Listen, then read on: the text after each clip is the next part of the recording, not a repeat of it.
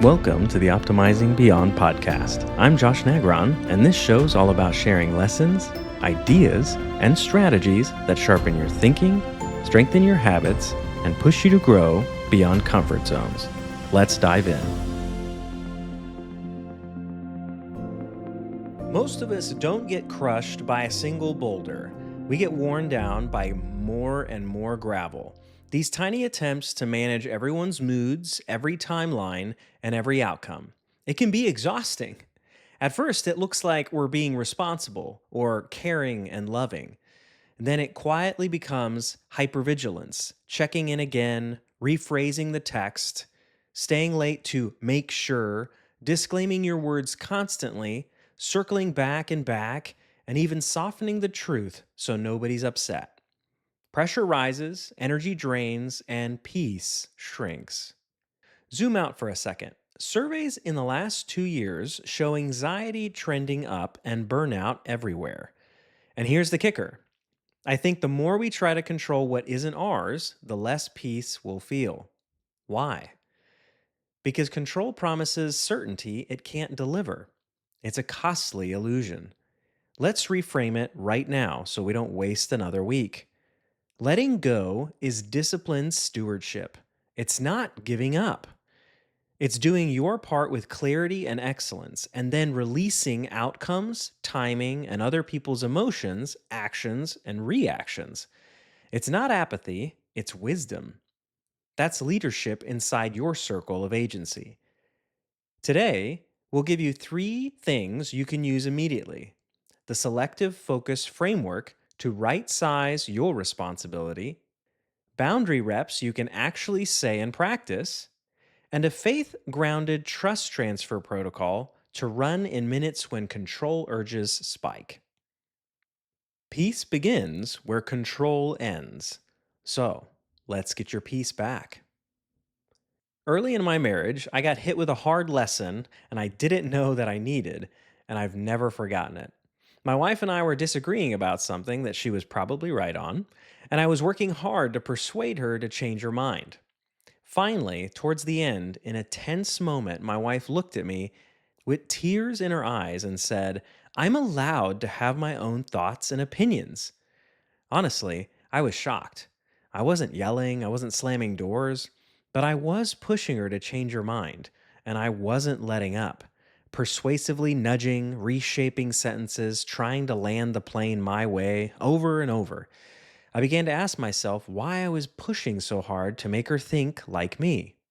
After some good reflection, I realized I was insecure with disagreement in my relationship, and if she aligned with me on more things, I could feel more secure. That's control, folks. And control actually suffocates connection. I'm so thankful she vocalized feeling pressured and pushed, and maybe even sometimes gaslighted. It made me look at what I was unintentionally doing and allowed that reflection to change me over time. We started practicing something different: curiosity over persuasion. Instead of, "here's how you should see it," we tried, "can you walk me through how you're seeing it?" We began to tell each other the truth and letting go of how it landed.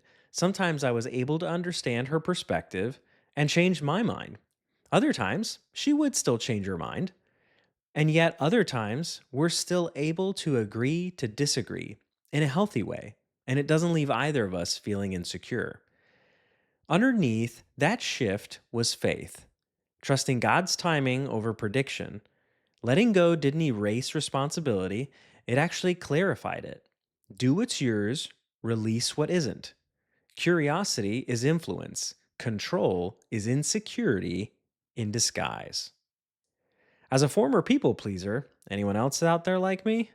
It's a hard habit to kill because on the surface, you're such a nice, giving person. Who wouldn't want to have you around and be your friend?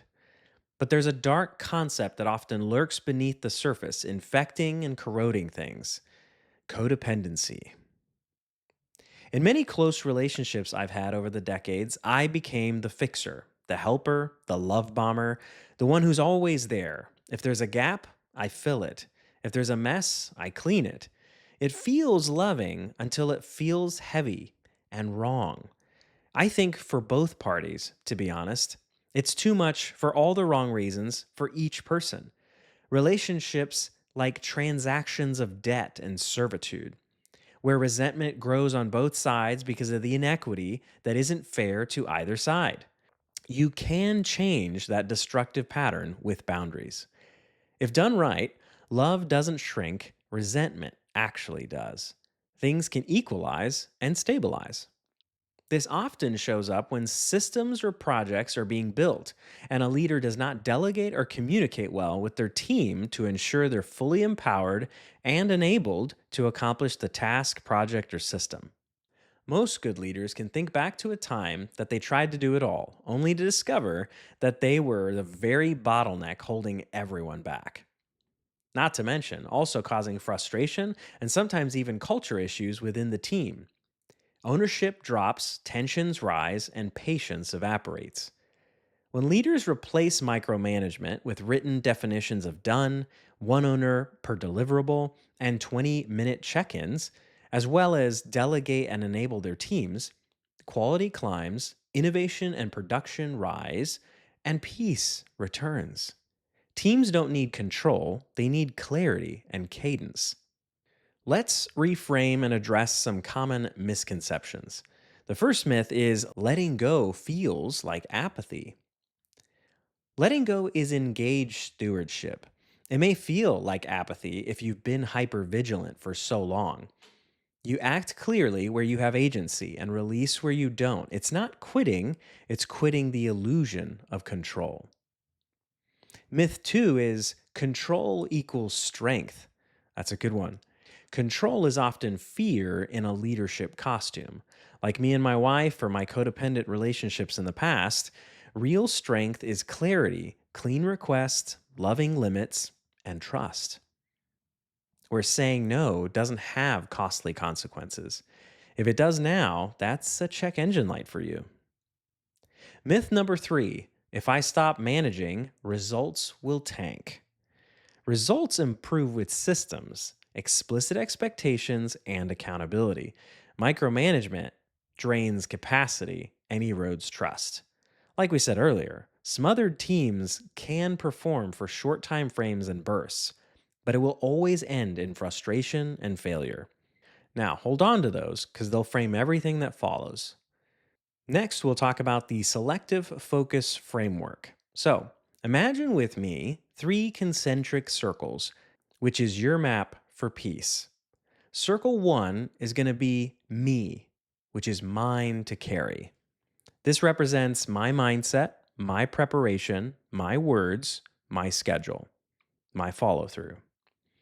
This circle is where excellence lives and where identity based habits compound. When I focus here, I feel powerful and peaceful because I'm acting where my action matters. An example you could write in here is I will be clear in writing what I finished, what's next, and what I need. Another example is I will protect a 60-minute block for focus daily, or any other important commitment that you want to insert in there, and silence notifications so I can follow through. And finally, the last example, I will tell the truth or how I feel in one clean sentence instead of a 300-word justification. If they need clarification, they will ask, or at least they should ask, and that's their responsibility. Now, the second circle is we, which is a shared space. This is where collaboration lives. Clear asks, shared definitions of done, agreed timelines, and cadenced check ins.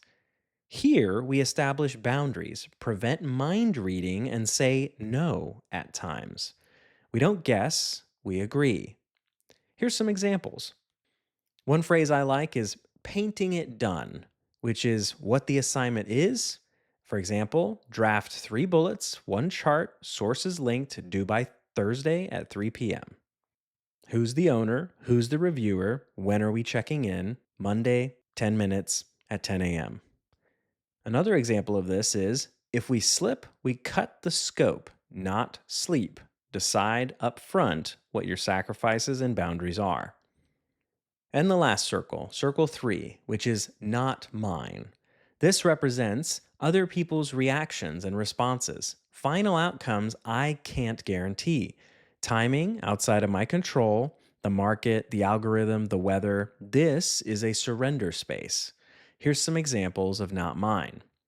How my truth lands in someone else's nervous system, their reactions, responses, and emotions. Or the exact day the vendor decides to fix their API. Or whether someone's ready to do their inner work.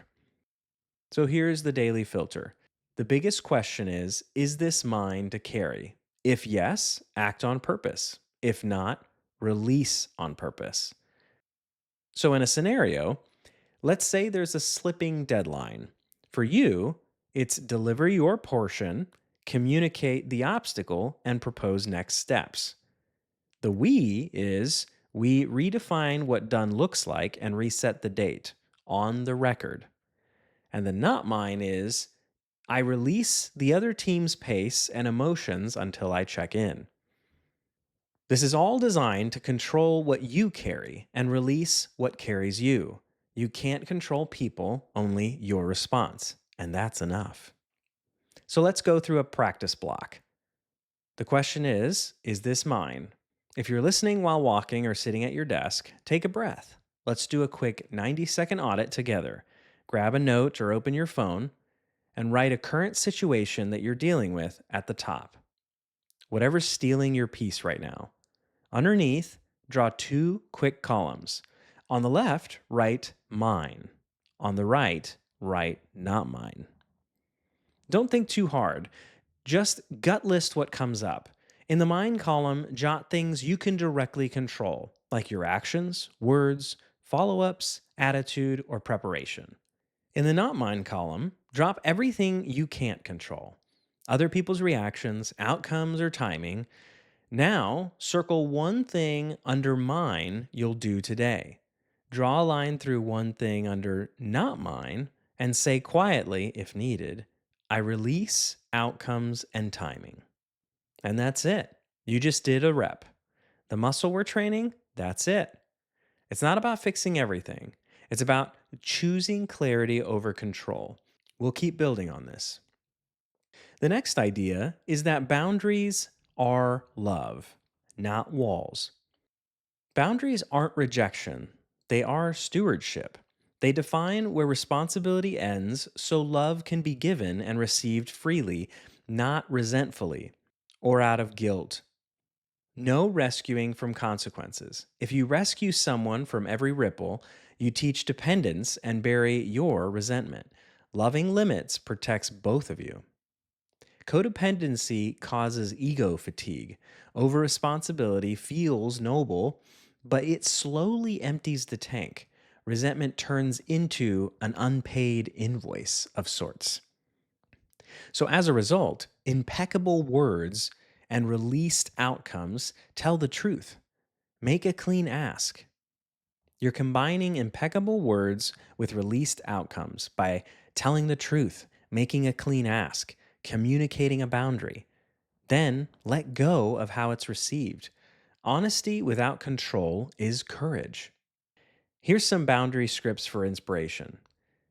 To protect my focus, I won't answer messages after 7 p.m. I will reply the next morning at 8. Or, I can help with X, but I won't be responsible for Y. If Y doesn't happen, we'll need to reschedule. Or, I'm not available for that, but here's what I can do. The next one is really good and pretty tough to do, but if you can pull it off, it's powerful. If we raise our voices, I'm going to pause the conversation and come back in an hour. That might be hard to hear, but that's a good one. And lastly, we agreed done equals 3 bullets in one chart. If that scope expands, let's move the date. So if someone's going to move the goalposts on you, it's important for you to establish the boundary of maybe the timeline needs to extend. Loving limits keep love from spoiling and turning toxic. Tell the truth, then let go of the outcome. Here's a way this might go in a weekend work request scenario. The manager might ask, "Can you turn this around by Sunday?" And you might reply, I can deliver a draft by Monday at 10 a.m. To protect my family time, I'm offline on Sunday. If Sunday's non negotiable, we'll need to cut scope. The manager might say, well, we really need it by Sunday. To which you can reply, then I can do either fewer slides by Sunday or have a full scope on Monday, which works for you. This establishes a boundary and also gives up options, not control. Another way this might play out is maybe at home with a family budget conversation. Sometimes that may be a little tense. Um, so, one partner might say, why are you being controlling about the budget? Do you not trust me? There's a lot carried in that question. So, you might respond, clarity helps me stay calm and understand. I'll own building the sheet. Can you own adding receipts every Friday? If we miss that, we might have to pause discretionary spending until it's updated. Or maybe another way is when you have a friend in a perpetual crisis. Maybe they're constantly stuck with a situation like with their landlord. They might ask you, can you call my landlord for me? To which you can respond, I care about you, but I'm not going to make the call. I can help you draft what to say for 15 minutes at 4 o'clock. If you want a script after that, I can text it. All of these examples show a way of setting boundaries while being respectful and understanding of the other person. So, the practice block for this section is finding a one sentence boundary in a situation. Pick a live situation and let's complete this template. The template's pretty simple. It's to protect, fill in a value or focus. I will, what you will do. I won't, insert your line. If, condition, then consequence or alternative. So here's the example. To protect my rest and focus, I will go on Do Not Disturb at 6 p.m. I won't respond to messages after that. If something comes up, then it will be handled at 8 a.m. the next morning. Say it once out loud, whatever your version is, and notice your body, your breath. That's your sentence. Practice it, put it in notes, and use it this week. Notice what that sentence does. It tells the truth, defines the line, and offers a fair alternative. You're not saying, I don't care. You're saying, I'll be at my best when I rest. This happens sometimes in leadership when your employees are anxious to know the answer of a non emergency question. And sometimes they ask you those questions during non work hours.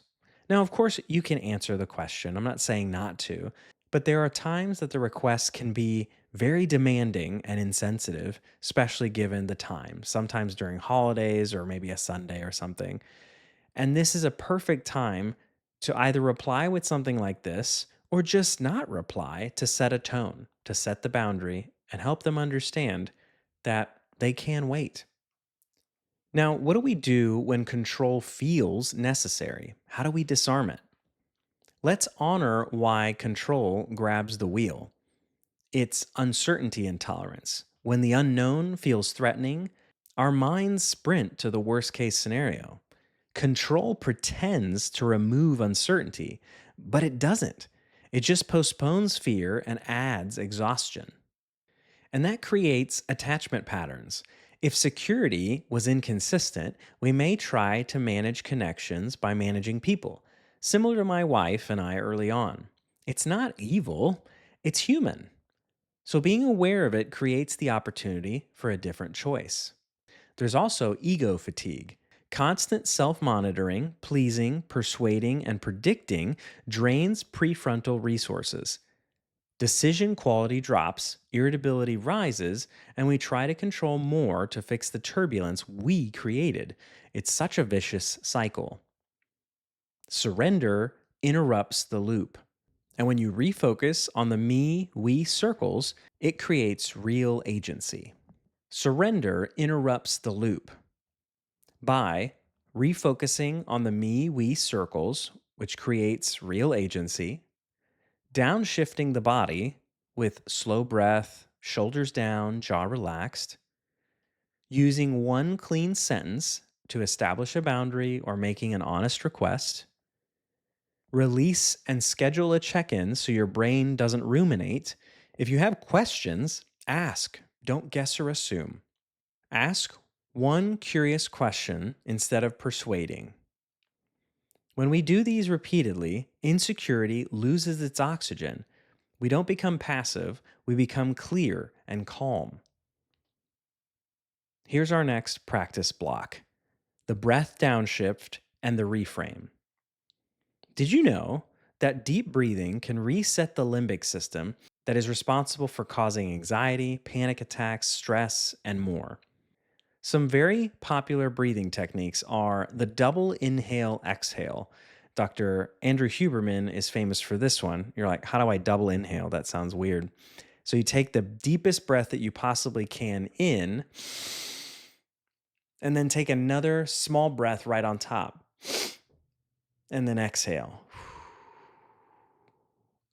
This drastically lowers your heart rate quickly. Another popular one is 10 deep breaths with no significant pattern. And another popular one is the 4x4.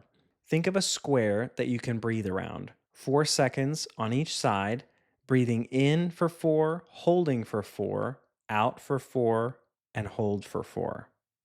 In all of these, try to breathe in through the nose and out through the mouth, dropping your shoulders, unclenching your jaw. On every exhale, picture your hands opening or relax a different part of your body. You can say things like, I'll do what is mine as you inhale, and release the rest as you exhale. Some common questions I saw around this topic were: number one, if I stop controlling, won't the results tank? Results actually tank when roles are fuzzy. Replace control with structure. Definition of done in writing, put things down to establish quality and scope. Only having one owner per deliverable. Everyone can contribute, but only one person owns. A friend of mine, Glenn Lundy, says that if everyone's a champion of something, nobody's a champion. You got to have that one person. And then there's a cadence where follow up is scheduled regularly with a weekly check in to see what the agenda is, if there's any blocks, and what the next steps are. And then what's the escalation rule? If a date slips, does scope need to be cut? What else needs to be sacrificed? Agree up front what this looks like and then move forward. And you'll be surprised at what results can be possible. Number two, how do I set a boundary without feeling guilty? Guilt often means you learned love by overgiving. So, you are protecting your capacity to love and your integrity to love in a healthy way so you can keep loving well into next week. Deliver a boundary or a no calmly without an apology tour or 10,000 disclaimers. Question three is, what if they ignore my boundary? A boundary without consequence is just a preference. So pair the line with a follow through. Like something like, if meetings run over, I'll leave at the hour and read the notes. Do it twice, and people will realize what your boundaries are. People learn your boundaries by how you honor them. I'll say that again. People learn your boundaries by how you honor them. Question four: uncertainty makes me anxious. How do I let go there? 3 moves: body, map, microtask. Body, start with breath work. It's one of the techniques we talked about earlier, and it's massively effective at resetting anxiety. The map is what we talked about earlier: the me, we, and not mine listing. And the microtask: one 10-minute action under me. This gives you progress that shrinks fear. Question 5: what about genuine emergencies? In acute crises, we often expand the scope temporarily, but still keep lines. Say, I'll stay until midnight tonight, and tomorrow I'm offline at 6. After a crisis, retro back. Systemize so it's rarer. And remember, with codependent relationships, emergencies may seem like emergencies, but they might not be. Question 6 is, how do I stop codependency without sounding cold? I would say use warmth and clarity. Like, I care about you. I'll help you think for 20 minutes. I won't own the decision, though. Be warm and also give the line after that. Also, keep in mind that establishing boundaries where there has been none may take time for both of you to adjust to and respect. Question 7 is: isn't protecting my peace just avoidance? Well, sometimes it is. You can't freak out about something at work if you don't know about it. But if you find out about it because you couldn't help yourself from looking at your email after hours, that's on you. We talk a lot about curiosity, but you have to control it. Mature surrender faces truth, sets a boundary, takes action, and releases outcomes.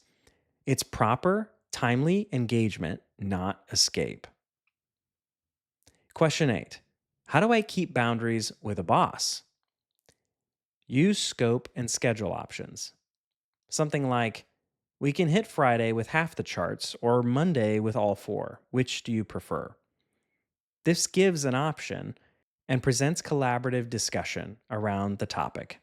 If the answer is Friday and all four, escalate to the trade off conversation. To deliver that, I'll need to drop X or add Y as a resource. If your boss trusts you and they're a good leader, things like this will get them collaborating with you. They may ask clarifying questions to explore why you have those boundaries. Be prepared for that and explore together what those things might look like. And question 9: what if I'm the controlling one at home? Own it out loud. Tell your partner, hey, I realize I've been trying to manage how you feel so I can feel secure. I'm working on it and I'm asking more questions to state what I need. Then pick one small behavior to change this week, tell them the plan, and see how it goes. Remember, we're after progress, not perfection. So, what's the trust transfer protocol? It's your daily move to use when control urges spike. So, step one is naming the load. It's the mine, not mine exercise. We already practiced that. So, remember, keep it quick. Step two is breath and body. Downshift your system, breath work, shoulders down, jaw relaxed. On the exhale, picture your hands opening or relaxing parts of your body. Step three is that one sentence boundary, truth and ask, no persuasion, deliver it in writing if emotions raise high. Step four is releasing rituals, saying out loud, I release the outcomes and timing. Then put a check in your calendar. External structure prevents rumination or overthinking. And step five, the curiosity rep. Swap the urge to convince for one generous question. Can you walk me through how you're seeing it? Or what would a win look like for you? Or maybe, what is the constraint I'm not seeing? Pray first, act next, release last. Say less, ask better, release sooner.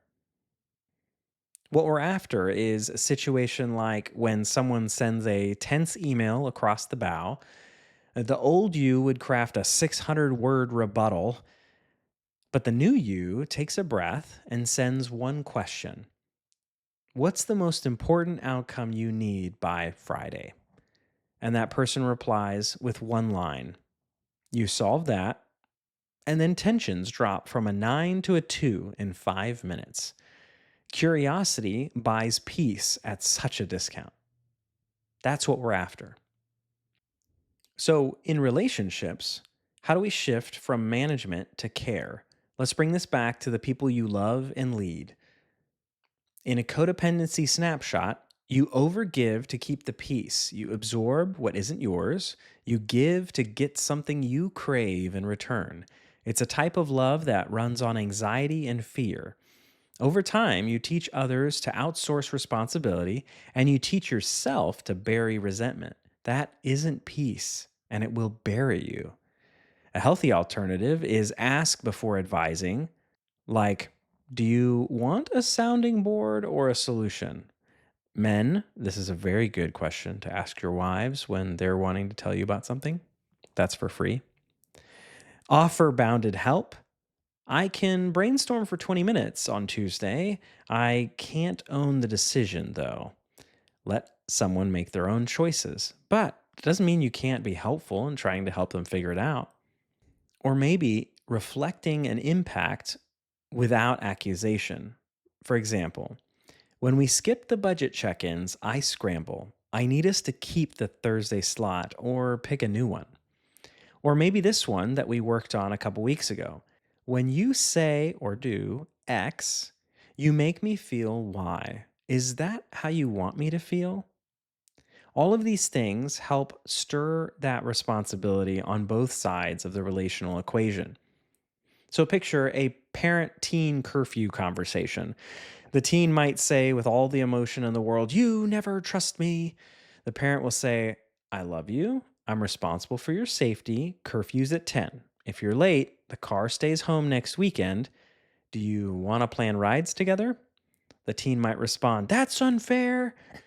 And the calm parent can respond back, "I hear you. 10 p.m. is the line. I'm here to help you hit it."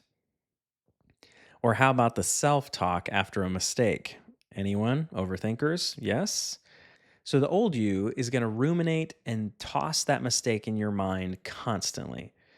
The idea is the new you can own the apology and replan how to move forward, but not ruminate and overthink about this mistake for eons.